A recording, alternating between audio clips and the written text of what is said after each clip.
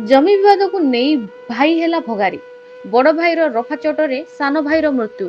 कलाहांडी जिला जुनागढ़ थाना अंतर्गत मोहिभर ग्राम एक अभावन घटना देखा मिली।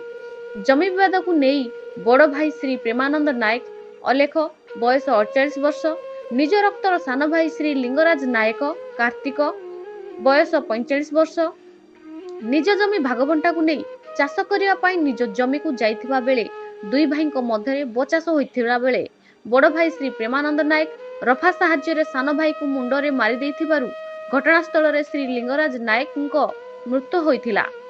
फल परिवार लोक खबर पाई पुलिस को जणाइबा परे पुलिस घटनास्थल रे पहुंची मर्डर को काबू करथिला।